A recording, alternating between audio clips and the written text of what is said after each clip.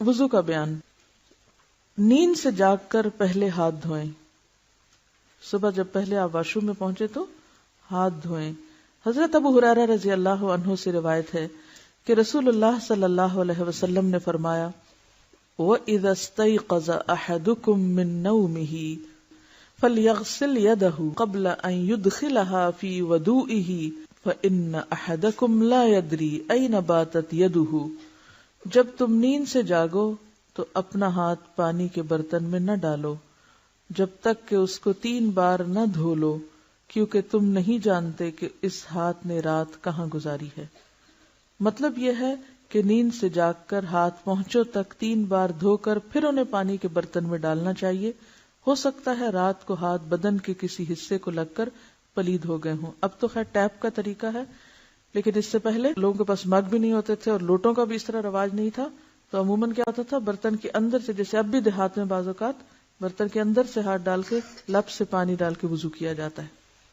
نیند سے جاگ کر 3 بار ناک جھاڑیں. اب یہ بھی سنت ہے. بعض لوگ کو دیکھا گیا وہ صرف پانی ڈال لیتے ہیں تو جھاڑتے نہیں ناک کو. سیدنا ابو ہریرہ رضی اللہ عنہ روایت کرتے ہیں کہ رسول اللہ صلی اللہ علیہ وسلم نے فرمایا جب تم نیند سے بیدار ہو پھر وضو کا ارادہ کرو تو پانی چڑھا کر 3 بار ناک جھاڑو، کیونکہ شیطان ناک کے بانسے میں رات گزارتا ہے. سونے والے کے ناک کے بانسے میں شیطان کی رات گزارنے کی اصلیت اور حقیقت اللہ ہی بہتر جانتا ہے. ہمارا فرض ایمان لانا ہے کہ واقعی شیطان رات گزارتا ہے. اور اگر دیکھا جائے تو ساری غلاظتیں جو ہیں ہوا کی یا پولوشن کی، وہ سانس لیتے وقت ناک میں ہی جمع ہوتی. تو اگر آپ ناک جھاڑیں گے تو وہ سب کچھ صاف ہو جائے گا. اور اس کا بھی طریقہ کیا ہے کہ اگر آپ ایک جیسے دایاں پہلے جھاڑ رہے ہیں تو بائیں کے اوپر آپ انگوٹھا اگر رکھ لیں تو پورے کا پورا جو ہے وہ پہلے ایک طرف سے اور پھر دوسری طرف سے اور پھر دونوں طرف سے برابر. تو اس سے آپ دیکھیں گے کہ کان اور ناک اور یہ پورے سائنسز ہر چیز کھل جائے گی آپ کی، یعنی پیچھے تک آپ کا دماغ جو ہے وہ ایکٹیو ہو جائے گا. کیونکہ جب ہم دونوں طرف سے اکٹھا ہی جھاڑ لیتے ہیں نا تو اس سے کیا ہوتا ہے کہ وہ پوری شدت کے ساتھ نہیں صفائی ہوتی. مسنون وضو کی مکمل ترتیب. وضو کے شروع میں بسم اللہ ضرور پڑھنی چاہیے، کیونکہ رسول اللہ صلی اللہ علیہ وسلم نے صحابہ کرام سے فرمایا بسم اللہ کہتے ہوئے وضو کرو. واضح رہے کہ وضو کی ابتدا کے وقت صرف بسم اللہ کہنا چاہیے. الرحمن الرحیم کے الفاظ کا اضافہ سنت سے ثابت نہیں. نبی صلی اللہ علیہ وسلم نے فرمایا جو شخص وضو کے شروع میں اللہ کا نام نہیں لیتا اس کا وضو نہیں. رسول اللہ صلی اللہ علیہ وسلم جوتی پہننے، کنگھی کرنے، طہارت کرنے اور غرض تمام کاموں میں دائیں طرف سے شروع کرنا پسند فرماتے. یہ عادت بھی ہمیں ڈالنی ہے. کیا؟ ہر کام دائیں جانب سے. پھر دونوں ہاتھ پہنچوں تک 3 بار دھوئیں. ہاتھوں کو دھوتے وقت ہاتھوں کی انگلیوں کے درمیان خلال کریں، یعنی صرف اوپر سے نہیں دھوئیں بلکہ اندر کے حصوں کو بھی گیلا کریں انگلیوں میں انگلی ڈال کے. پھر ایک چلو لے کر آدھے سے کلی کریں اور آدھا ناک میں ڈالیں اور ناک کو بائیں ہاتھ سے جھاڑیں. یہ عمل 3 دفعہ کریں. پھر 3 بار منہ دھوئیں یعنی چہرہ. پھر ایک چلو لے کر اسے ٹھوڑی کے نیچے داخل کر کے داڑھی کا خلال کریں. پھر دایاں ہاتھ کوہنی تک 3 بار دھوئیں. پھر بایاں ہاتھ کوہنی تک 3 بار دھوئیں. ایلبو کو کہتے ہیں کونی، اور یہ جو ہڈی ہے یہ شامل ہونی چاہیے اس میں. پھر سر کا مسح کریں. دونوں ہاتھ سر کے اگلے حصے سے شروع کر کے گدی تک پیچھے لے جائیں، یعنی جہاں تک بالوں کی جڑیں ہیں.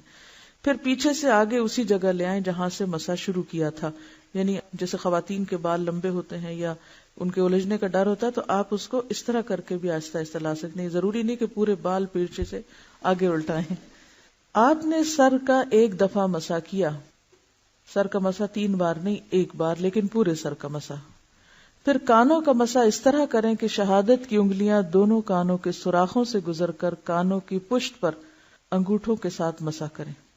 کانوں کا مسح اس طرح کریں کہ شہادت کی انگلیاں دونوں کانوں کے سوراخوں سے گزار کر کانوں کی پشت پر انگوٹھوں کے ساتھ مسح کریں. انگوٹھے پیچھے اور شہادت کی انگلی سوراخوں کے اندر.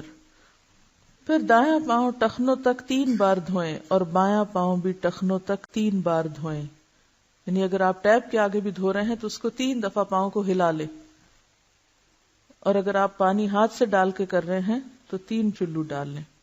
جب وضو کریں تو ہاتھ اور پاؤں کی انگلیوں کا خلال کریں، یعنی پاؤں کی انگلیوں کے اندر بھی انگلی ڈالیں، چھوٹی انگلی. مستورد بن شداد رضی اللہ عنہ روایت کرتے ہیں کہ میں نے رسول اللہ صلی اللہ علیہ وسلم کو وضو کرتے ہوئے دیکھا کہ آپ اپنے پاؤں کی انگلیوں کا خلال ہاتھ کی چھنگلی یعنی چھوٹی انگلی سے کر رہے تھے. حضرت عبداللہ بن عمر نے فرمایا کہ اگر زخم پر پٹی بندھی ہوئی ہو تو وضو کرتے وقت پٹی پر مسح کر لے اور ارد گرد کو دھو لے. یعنی مثلا بازو پر اگر پٹی بندھی ہوئی ہے تو جتنا حصہ پٹی کا ہے اس کو تو مسح کر لیں اور باقی حصے کو دھو لیں. اگر ٹیپ کے نیچے لے جانا ممکن نہ ہو تو ہاتھ سے پانی ڈال کے اس کو دھو لیا جائے. پٹی نہ بھی بندھی ہو تو بھی مسح کر لیں. ٹھیک ہے نا. اس میں آپ دیکھیے جو فرق آپ کو لگا ہوگا کہ ایک ہی چلو سے آدھے میں کلی اور آدھا ناک میں پانی ڈالنا، اتنا پانی کو بچایا گیا ہے. کلی اور ناک میں پانی ڈالنے کے لیے الگ الگ پانی لینے کا ذکر جس حدیث میں ہے اسے امام ابو داؤد، امام نووی اور حافظ ابن حجر نے ضعیف کہا ہے.